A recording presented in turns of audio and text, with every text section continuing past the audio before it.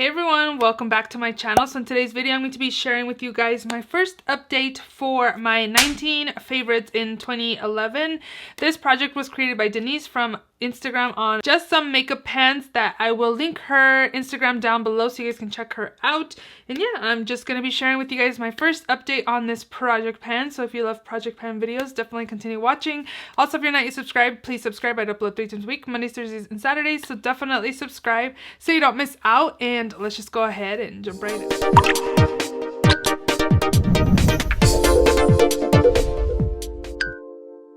Again, I do have 11 products to share with you guys. On some products, I'm making steady progress. And there is one that I really haven't been using, and that is actually my Cover FX Power Play Foundation. I've been really focusing on my NARS Natural Radiant Longwear, and it's officially done. I finished that today, so I can get more use out of this, and also the Too Faced one that's in my Partners in Cream project pan. So yeah, I'm excited that I finished my NARS one. I have a foundation empty for this year. I'm super excited. I'm gonna go ahead and start using this up. It's in the same spot. It's pretty much to the top.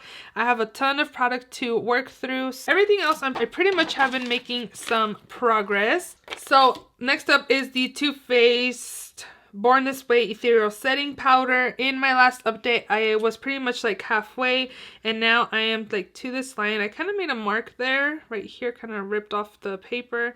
That's kind of where I'm at.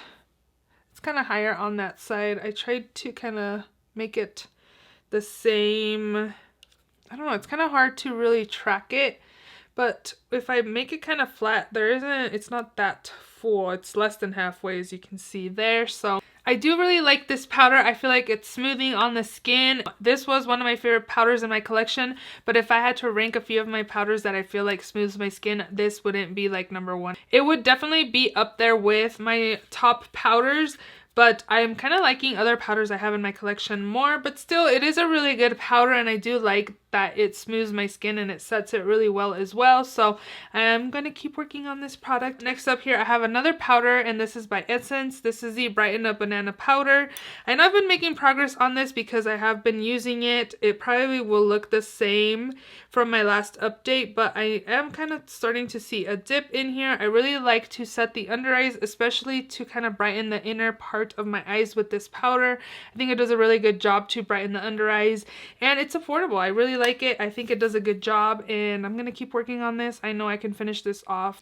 I don't know how soon, but I know I could finish it off. Next up, I'm making pretty good progress on this. This is the Becca Under Eye Brightening Corrector.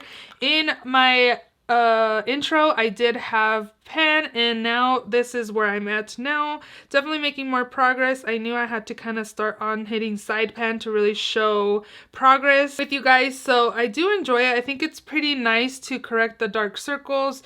Is it my favorite for correcting the dark circles? No, I really haven't found something that I love for correcting. I kind of really want to try the Charlotte Tilbury one. I heard it's really nice, so I kind of want to try that out. This is on the thicker side as well. It's one of the best ones I have in my collection to correct the dark circles.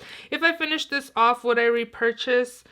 Again, I'm really interested in the Charlotte Tilbury one, so I don't know if I'd run and purchase this. I'm really interested in the It Cosmetics corrector as well. I don't think Ulta has it. I'm not sure if Sephora does as well, but yeah, I'm just working on this. I didn't use it today, but I have been using it quite a bit. Another product I really enjoy is this Milani Make It Last Setting Spray, and that is where I was in my intro, and that's where I'm at now. So I am making some steady progress here. I do like how it just sets the skin. It makes it more long lasting, and I do enjoy it. I could use this to prime the skin as well. I've never done that. I only really use it to set any powders on my skin, and I do like it. It's one of my favorites, so I'll keep using that. And then a primer that I picked for this project is also by Becca. This is it for First Light Priming Filter.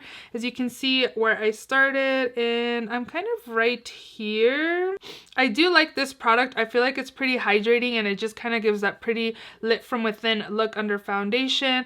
It kind of adds extra hydration to my skin as well, because it's not a mattifying primer. It's pretty hydrating. Again, the glow it gives to my skin, I do enjoy it, so I'm hoping to be able to finish this off in this project. Next up, I have the Bahama Mama bronzer. So I picked this bronzer because it is older in my collection and I have been using it quite a bit. I don't have it on today, but I have noticed that when I apply too much of this, it kind of starts looking muddy on my skin and I don't really like that. So I'm trying to be light-handed, but if you are not light-handed, it does look muddy, especially like on my forehead. Today, what am I wearing? I'm wearing the Hoola bronzer, but I noticed that my skin looks muddy if I apply too much of this. It's pretty pigmented, so yeah, I'm just gonna keep working on this. My goal for this is to finish it off. Honestly, I don't think I'd finish it. I think I'd just hit pan. But yeah, that's the only issue I've really been having, is that it looks muddy on the skin if I'm applying too much. This one here, the Kevyn Aucoin Sensual Skin Enhancer Supernatural Concealer, I'm making pretty good progress. You can start seeing inside of it. I don't know if you can tell, but there's also a ton of windows here. As you can see, I'm probably getting ready that I can take the stopper out and just start scraping the sides and trying to finish this product up. If I just go ahead and do that, I think I can make a lot of progress.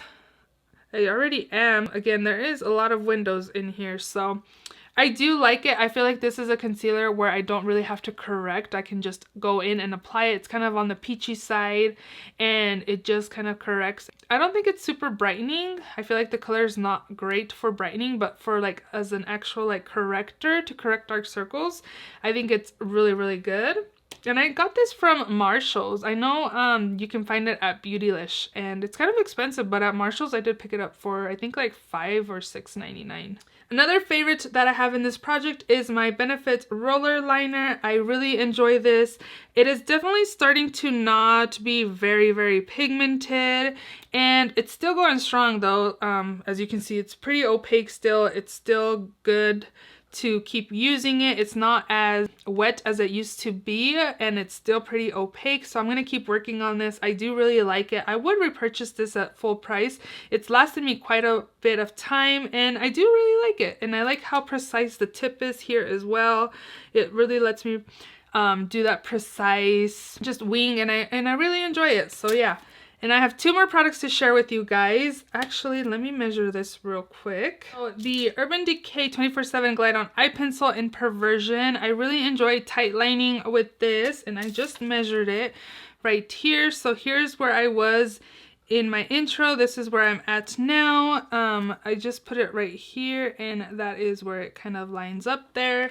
I really like how pigmented it is. Again, I do like to use this to tight line. It kind of erases the gap that you may see from lash line and mascara, like lashes, and I just really enjoy tight lining and I do like it. I would definitely repurchase this. One of my favorites from my collection. Again, it's very pigmented, and yeah, I've been making pretty good progress. I do tight line every single day, so maybe every update I hope at least to have the same amount of progress to share with you guys, because honestly I am pretty much tight lining every single day. I do like it a lot. Again, I'm just going to keep working on this. And then the last product in this project is the Benefit Gimme Brow. I just weighed it. In my intro it was 9 grams and it's still at 9 grams. I know I've been using it and there's still product on the wand here as well, so it's still going strong. I'm still using it. It isn't drying out anytime soon, and I do like this product a lot. There's only 3 grams in here, so of course I think a lot of it is packaging weight. Since there is still product showing on the wand, of course I'm not done yet, and I'll just keep using this until there's not really that much product on the wand. I know when I'm applying it onto my brows there's product transferring. I usually fill in my brows with the pencil, and sometimes I do miss a spot here and there, and I like this product because it just kind of fills in that empty spots that you have on your brows, and I just like it. I like the color and all too. I do have a couple of these in my backup drawer, so I need to use this up and get working on the other ones. So yeah, those are all of my updates on my 11 favorites in 2011. Let me know if you're doing any project pans. How are you doing? Have you tried any of the products that I mentioned? What do you think of them? I'd love to know, so let me know down in the comments section. And yeah, I hope you guys enjoyed this video. If you did, please give it a thumbs up. Please also subscribe if you haven't already, and I will see you all in my next video. Bye!